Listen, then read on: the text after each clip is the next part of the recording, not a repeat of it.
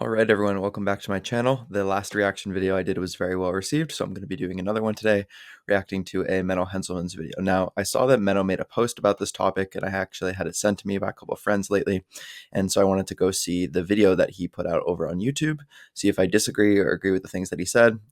Disclaimer, I've already watched this video, so I generally know some of the points that Menno is going to make in this video, and I'm just going to be reacting it live, and then we're going to be reading some of the comments and seeing whether I agree or disagree with that as well. So let's jump into the video. Today, we're going to be talking about rep tempo and rep speed. Specifically, should you pause your reps and how slow or controlled should you make the eccentric or the lowering portion of an exercise? So let's get into the video here. We'll hear what Menno has to say, and I'll pause and interject my opinion when I feel like that is warranted. Weights with a 2 to 4 second eccentric tempo. This idea is not supported by science. I think I started a little bit too far here. Let's see. Go back to the beginning. How fast should you lift and lower your weights? A common idea in bodybuilding circles is that you should lower your weights with a 2 to 4 second eccentric tempo. This idea is not supported by science. In this video, I explain what the optimum Okay, first I need to just say something kind of on a tangent. Just because something isn't quote unquote supported by science doesn't mean that we don't do it in practice and that it doesn't work. Let me try to think of an example for this really quickly. Okay, one thing I think could be a good example of this is some of the new kind of biomechanics teachings and exercises that are coming out, largely from N1 and Kasim, but also from some other individuals as well. Let's just take something like an iliac pull down, for instance. A lot of people have been incorporating that and seeing pretty good results with that, especially people who are more advanced and maybe haven't gotten the growth that they'd want in their lats. And so they're incorporating more of these exercises that put a muscle in a super lengthened position. And there isn't necessarily direct research on, okay, a traditional back exercise like a pull-up or a row compared to one of these kind of newer exercises, but people are still implementing them and seeing results. So does that mean that it doesn't work just because it isn't supported by science? That's just one very small example. There are tons of other things that we do in practice that either anecdotally or it's just kind of become common knowledge. And of course, I think it's okay and healthy to question those things, but that doesn't always necessarily mean that just because something isn't supported by science, that it isn't something that we can try to incorporate into our own training and our own practice and see if it works for us. repetition tempo for maximum strength development and muscle hypertrophy is, according to the latest science.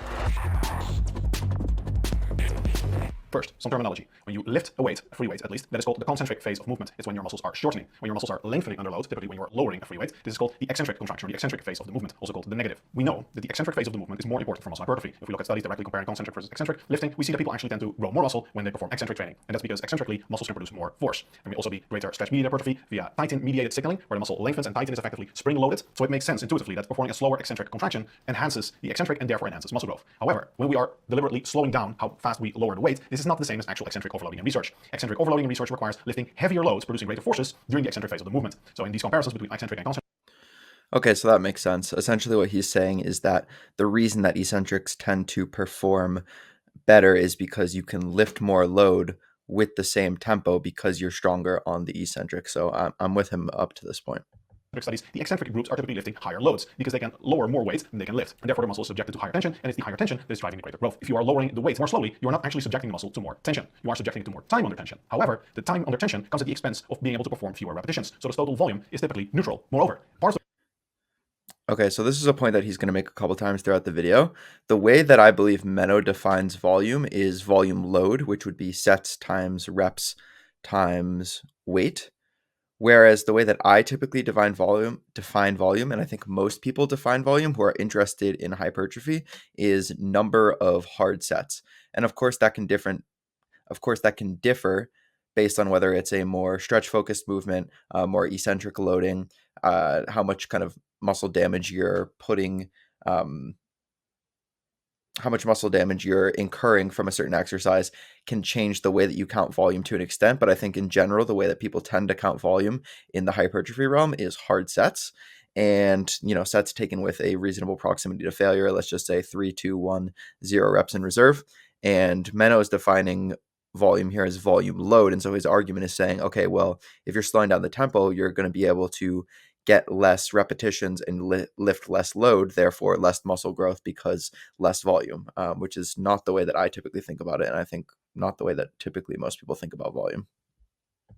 the reason that you cannot perform as many repetitions with a slower eccentric as with a faster eccentric. So when you lower the weight more slowly, you become essentially weaker. Part of the reason for that is that you lose out on the stretch reflex. When you are lowering a weight, and in general when a muscle is stretching at a certain velocity, the muscle sends a signal to the brain registers the signal, and the brain sends back a signal to very forcefully contract the muscle. When the muscle is contracting after a relatively fast eccentric movement, when it's lengthening under load at a certain speed, the brain essentially wants to prevent the muscle from tearing, and therefore it potentiates the signal in the muscle activity sent to the muscle, thereby enhancing how much you can lift. The stretch reflex enhances muscle activity. If you're performing a very slow eccentric, Okay, so he's talking about the stretch reflex here. Just to give an example, like if you're doing a squat, you're going to be able to lift more weight if you kind of use the bottom of the squat to bounce out of the hole as opposed to pausing in the hole and coming out of it. And again, I think this is coming back to this kind of like hard sets versus volume load and what you prioritize more. For myself, I feel like as long as the proximity to failure is adequate, whether you pause your reps or not, whether you utilize the stretch reflex or not, doesn't really matter. There are tons of ways that you can make an exercise harder and therefore decrease the amount of load or repetitions that you can do. But that doesn't necessarily mean that the stimulus that you get from the set is worse just because you're lifting less weight or you're using less load. Just think about like if you were to do a high bar versus a low bar squat where you have your torso really upright, quads really forward on something like a high bar squat, and a low bar squat is maybe like more hips back, more erectors, glutes, hamstrings. If you're trying to use that exercise to target your quads, yeah, you're going to be able to use more load using a high bar squat, but you might actually get a better stimulus for your quads if you lower the load and you use a different technique. I don't necessarily think that that means that you are getting less muscle growth from that. Yes, you're getting less strength. And in this video, he's kind of like talking about strength and muscle growth kind of interchangeably. And I think that that can get a little bit confusing. you lose out on the benefit of the stretch reflex. Moreover, during certain exercises, it may actually be very beneficial to have that stretch reflex because it may enhance stretch-mediated hypertrophy. For example, let's take a lateral raise or a lean-in lateral raise that I recently posted a video about. It's when you're performing a lateral raise like this, so that there's still tension in the bottom position. Now, when you're lowering the weight relatively fast in the bottom position, if you're not letting the weight hit your legs, which you shouldn't because then you lose muscle tension, you have to actively decelerate the weight, and that requires high forces. So when you're lowering the weight faster compared to very slowly, you actually have extra emphasis on the bottom position because then in the bottom position, you have to fully decelerate the weight, re-accelerate it to initiate the next concentric action. So not only do you get a potentiating effect from the stretch reflex, you also get the benefit of having very high forces in the bottom position, which might enhance stretch-mediated hypertrophy. So in the end, the seemingly obvious benefit of lowering the weight more slowly and emphasizing the concentric actually doesn't translate into greater tension on the muscle. And so to me, it seems like he's saying that the stretch reflex increases the amount of tension that you have at the bottom, which therefore is the reason that stretch-mediated hypertrophy is producing more muscle growth. I don't know if the evidence necessarily supports that. I don't know if we have mechanistic understanding as to why stretch-mediated hypertrophy works, which I just think is odd considering that he's like, oh, there's no science to support this, but then he's saying like, oh, the reason that stretch-mediated hypertrophy works is because the stretch reflex is allowing you to produce more force at the bottom of the movement. I don't understand why you couldn't also achieve a greater degree of tension in a stretch reflex by pausing and staying there longer versus bouncing out of it and using kind of that stretch reflex. I don't necessarily think that using the stretch reflex is worse, but I also don't necessarily think that it's better and that we can say that that is the reason why some of this research on stretched positions leading to enhanced muscle growth is occurring. it might actually reduce the amount of tension in the most important position, which is typically the bottom position when the muscle is most stretched and lengthened. Now, this is all nice theoretically. However, what does the actual empirical data say? We have a lot of studies on repetition tempo. Most of them don't find significant differences between groups. For example, here's a review of 26 studies. A recent review, they concluded the following. Completing eccentric tempos below 2 seconds increased subsequent concentric one repetition maximum performance, velocity, and power compared with greater than 4 seconds tempos. This is basically what I've been explaining. Okay, so here he's talking about strength and not necessarily muscle growth, which is again kind of comes back to my other point where I said that in this video, he kind of uses them interchangeably, saying you're going to be able to produce less force, therefore you're going to get less muscle growth from that. So it kind of seems like he's using them, just swapping them back and forth as if they're the same thing, and that's not the case. So I don't understand why he's doing that. When you lower the weight more slowly, you lose out on stretch reflex and generally performance goes down. Further, they concluded, quote, tempos above 4 second duration increase time under tension, whereas reduced tempos allows for greater volume to be completed. So this is why I was explaining that there's a trade-off between, yes, you are emphasizing time under tension with the slower eccentric, but this comes at the expense of lower total volume that is completed. They go on, overall, evidence supports eccentric actions below 2 seconds duration to improve subsequent concentric performance. There is no clear difference between using eccentric tempos of 2 to 6 seconds if the aim is to increase hypertrophic response and strength. Okay, so here what they're saying is that there's no significant difference between the two of them. So let's just say that's the case. I believe that. I'll take that at face value. If that's the case, then why would it not benefit somebody to use a slower tempo on that eccentric due to the fact that you're probably going, and I haven't brought up this point yet, but this is kind of one of the main reasons, one of the main benefits that I see to slowing the eccentric is the reduced risk of injury, and also the reduced chance of losing positioning and losing tension on a target muscle. Just think about like a squat, for instance. Let's just take like a hack squat, which is more externally stabilized. If you were to kind of like not dive bomb, but if you were to use a pretty just like controlling the weight but not intentionally slowing it down as you were to perform an eccentric, as you come out of the hole, you may lose your positioning, and you're, I guess this would happen less on a hack squat and maybe more on an exercise that is has more room for interpretation, we'll say. So let's just actually use a barbell squat, for instance. Maybe if you are not pausing at the bottom, then you tend to kind of default to shifting your hips back, taking tension off your quads, and losing positioning out of the bottom, which is then decreasing the stimulus that you are putting on your quadriceps. Tons of other examples that you could say here. But my main point is that potentially by pausing, you are increasing the likelihood that you keep your form consistent and where you want the tension to go. And then again, I think another benefit is potentially reducing the risk of injury. We know that like most injuries come from change of direction. So from transition from an eccentric into a concentric is where there tends to, as he said, there's a high degree of force, but that's also a reason why there's a increased risk of injury. So there's not necessarily like a no cost to using the stretch reflex. It may increase the risk of injury. I don't know if there's data supporting that, but that's kind of just been my anecdotal experience working with people, and then also just talking to fellow lifters in the community. But they actually recommend decreasing the eccentric tempo to less than 2 seconds because research finds no significant differences in the vast majority of studies between different tempos with different eccentric durations. And we do know that you improve performance by not slowing down the eccentric too much. Overall, I think there is probably some benefit. Okay, again, improve performance, but does that necessarily mean improved muscle growth? In the way he's defining improved performance, I think it's more weight lifted, or more volume load defined as weight times reps times sets. So again, kind of reiterating the point that I've already made a couple times. Of slowing down the eccentric phase of the movement. It will increase time and attention during the most beneficial phase of the movement. However, the benefit is probably very, very small because you're not actually increasing how much weight there is. So there is no true eccentric overloading taking place. In research, we find that you need a lot of eccentric overloading, minimum 20%, often 50% or so, to actually get differences in muscle hypertrophy. This very small, minor benefit is probably completely counteracted by the fact that you can produce fewer repetitions and you lose out on the stretch reflex, possibly also losing out on some of the stretch-mediated hypertrophy from decelerating the weight in the stretch lengthened position. So overall, you probably get a neutral effect, and indeed, that is what we see in most studies. After this review was published, another recent paper came out, a randomized controlled trial by Pearson et al., and they confirmed the findings. They had strength-trained men perform leg extensions with either a 1 or a 3-second eccentric duration. The researchers overall concluded our results indicate that both repetition tempos produced similar muscular adaptations. So this again confirms that most research simply does not find significant differences, neither in strength. On a leg extension, I wouldn't necessarily expect there to be significant differences because it's not as though going into a more, first of all, you're not really going to enter a very lengthened position for your quads during something like a leg extension. And you aren't really getting the benefits of that. I think most of the time when you get the benefits of a slow eccentric, it's when you're entering a deep stretched position.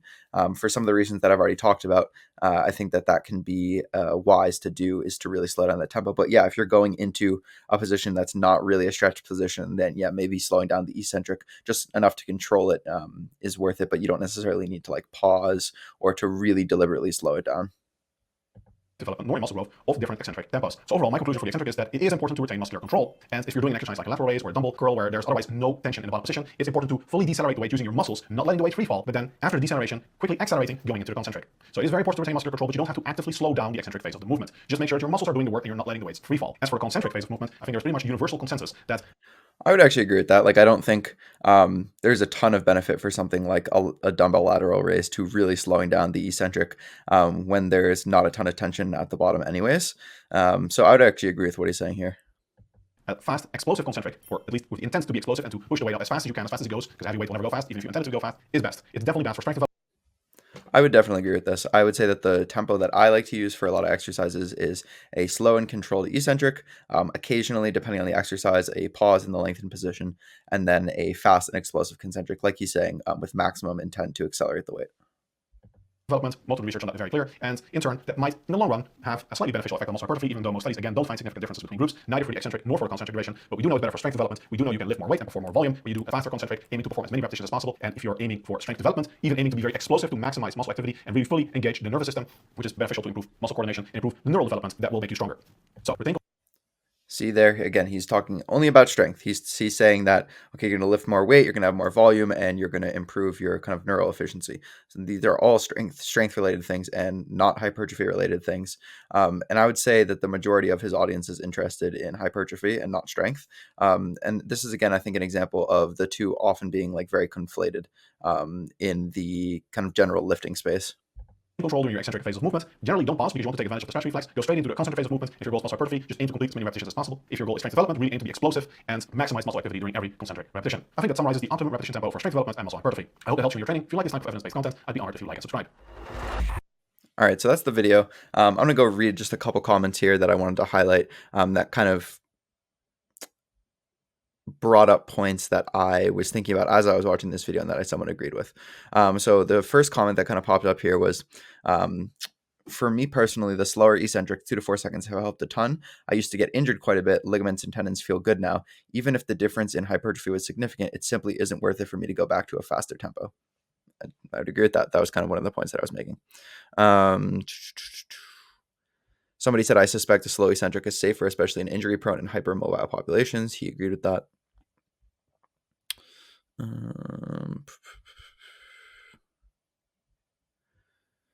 Okay, somebody says, wouldn't this be an argument to slow down the eccentric? If the hypertrophic effect is similar either way, then a slow eccentric would be better because you require less weight to accomplish the same muscle growth. Less weight and loading means less risk of injury and less fatigue. The whole fatigue thing I feel like is a little bit overblown, but less risk of injury I would say is worth considering more. For example, doing squats with a 4-second eccentric and pause at the bottom, you would do much less weight than you would otherwise. The body would be much less fatigued and certainly would have less axial fatigue with the same hypertrophic effect. This would perhaps allow you to do more volume overall because you are less fatigued and get more hypertrophy. Fair enough point. Again, the whole fatigue thing I think is something that people worry about a little bit too much. But I am a fan of using different techniques to get more out of less weight. I think that is something that bodybuilders have done for a long time and has generally been successful, and I think is important for longevity, which is really what kind of natural bodybuilding is about. So I'm not going to go and read too many other comments. I think that's good enough for now. If you enjoyed this video, please leave a like. If you disagree or agree with some of the comments, the points that I made in this video, please let me know in the comments. I'm definitely open to discussion and debate. This is an open forum. This is just me kind of giving my take on what Menno is saying here. I think Menno puts out some good content. I think that some of his content does tend to be a little bit clickbaity and kind of counter to what other people are saying, in that it draws a lot of eyes to his content and then he can kind of put out good evidence-based information. I'm just going to leave it at that. Definitely welcome any input that you guys have. If you continue to like these kind of videos, the more reaction style videos, please let me know. If there are any videos that you want me to react to, you can let me know in the comments and I'll take a look at them, potentially make them in the future on the channel. I appreciate all of you for watching and I'll see you in the next video.